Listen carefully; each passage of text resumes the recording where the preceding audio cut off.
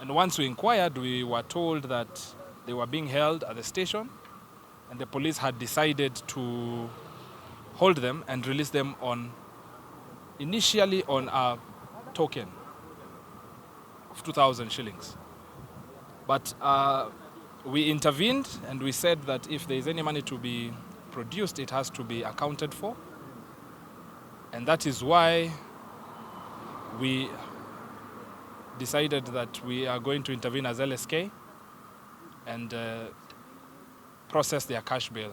We were grateful enough to receive contributions so that we could have their police bail released. And I have with me the receipt.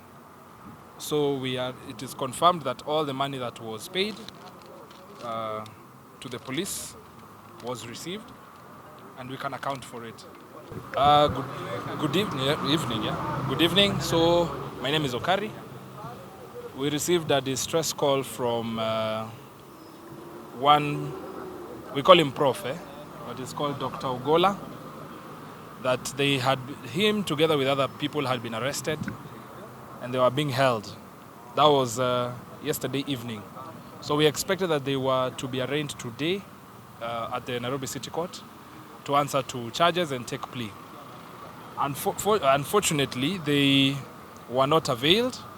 And once we inquired, we were told that they were being held at the station, and the police had decided to hold them and release them initially on a token of 2,000 shillings. But we intervened and we said that if there is any money to be produced, it has to be accounted for. And that is why we decided that we are going to intervene as LSK and process their cash bail. We were grateful enough to receive contributions so that we could have their police bail released. And I have with me the receipt. So it is confirmed that all the money that was paid to the police was received, and we can account for it. So technically that's it. I would just like to say that continued detention is happening, and we are going back to the Moi era that we used to hear about. Some of us were born in the later stages of the Moi era, but now we are actually experiencing it, and it's just unfortunate. But we urge the police force to remember that they are human beings and they are citizens as well. And whatever these people are doing, like Professor and Julius, are actually meant to help them eventually. So they should not exercise undue force. They should act within the law, and the law will protect them as well. But if they decide to go rogue, we will also use the law to punish them. And the uniform won't protect them any longer. That is all I would like to say. We are concerned, we are not sure whether they are going to proceed with the charges. As far as we are concerned, they have been released on a police bail because apparently the file that was supposed to be arraigned in court was not ready. That is why, according to the DCI here, Central Police, the file was not ready for processing and was not ready to be taken to court yet. That's why they had to be released on a police bail. Yes. So a question, kindly. You said earlier that Prof had to wear something that could disguise the public and maybe people, so that maybe the attention is not there. Yes. That is one. Under whose order was that? You know, that is one. Two, the implementers of the people who started the constitution, they had a lot at stake for it. It's effectiveness and its implementation. From where they sit, from where they stand, even in their graves, wherever they are. Do you think the promulgation of the birthing of this new constitution up to it now, are they happy about it? Well, to answer your first question, in simple terms, those were orders from above. It was their role to make sure that he was camouflaged so that he could not get an opportunity to be interviewed and relive his harrowing experience in there. It is not a wonderful thing to be locked up in the cell, especially this cell. So that is why they saw it fit to camouflage them and prevent them from actually addressing the media.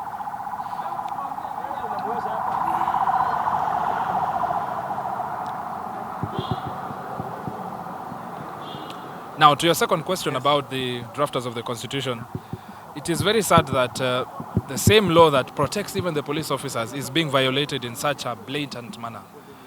It is very unfortunate that even those who sat down to actually come up with this constitution are actually turning in their graves at the blatant violation of human rights that is happening here. And it is sad, it is sad. Is it 14 years now down the line? It is very, very sad. There's nothing different, actually. Someone who died in 2007, who relived the experience of staying in the cell, and someone who actually, if he were to arise today, the experiences will be the same. Which means the Constitution is not being followed as it should be. And it all depends on goodwill. If us as a people are actually following the Constitution as it is, the police is expected to do nothing less but follow the law as well. Yes. So is Prof still coming out? Prof already went. He's left. He's left. Yes. He's free. Yes, he's free. He might turn up at the People's Assembly if I'm not wrong. Yeah, yeah. Okay. The Now, maybe my last question. Yes. Now, what now comes in the part of the accountability of the implementation of the Constitution?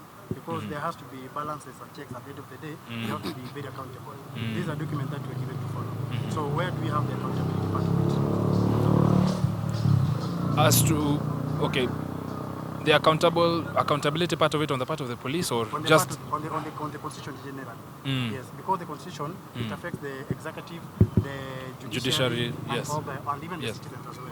So where is the accountability part of it? First of all, us as Kenyans, if you're a Kenyan and you live in Kenya, you are subject to the Constitution. It should start with the individual first to make sure that they acquaint themselves with this Constitution and then they try and implement it as they deem fit and in accordance with the law, the parameters. Now, if anyone's rights are violated or if someone commits a crime, that's where the police come in. Unfortunately, the biggest violators of this Constitution are the security forces. And it's unfortunate, but I always say the police force, and I was actually telling my brother Okayo, the police force is also a victim of a failed state. A country that was, if a system is properly functional, then the police would not need to behave the way they do.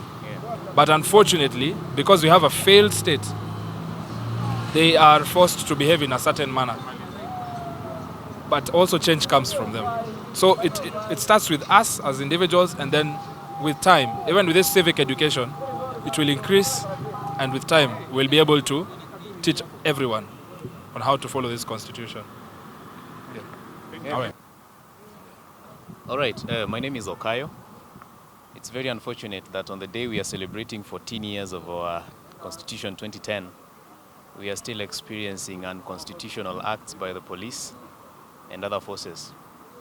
And that's why we are saying we have a constitution without constitutionalism, because the implementation of the Constitution, especially with regards to provisions on human rights, are still being grossly violated. And that is, it's a very sad affair. Affair. On matters collection of people's views and signatures for constitutional amendment, that is a right, that is a constitutional provision. And so no one actually, there's no crime recorded as recording signatures for constitutional amendment. Because at the end of the day, the power gets back to the people. Article 1, all sovereign power vests in the people of Kenya, and they can take it up when those that they have elected through the social contract process have failed to actually work within the powers they've been given. So we want to urge the police that whatever is happening is for everyone's good, including them, and that they should be very vigilant not to be misused by the powers that be.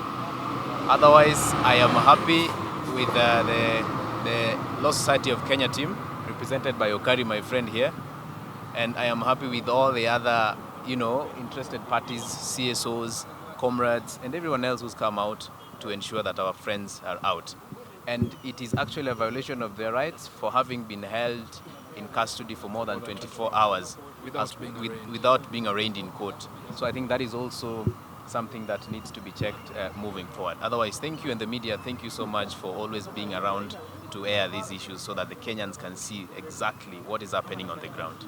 Shukran. Okay. We've seen Wakili or so many people come out of the. But the big question is, where is Prof? Apparently, we were informed that the Prof had to be dressed in another way so that he does not get the attention of the media. You might have seen that there are some people some of those who are held in here were injured. Some have actually come out limping. So that is something that the LSK, together with other stakeholders, will sit down and take up so that we can prevent such an occurrence from happening. No one has to lose a part of their body or injure a part of their body while defending for their rights. So it's Prof still in Central.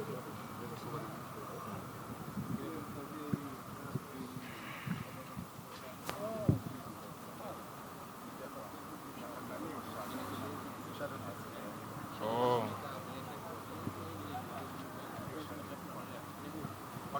Yes.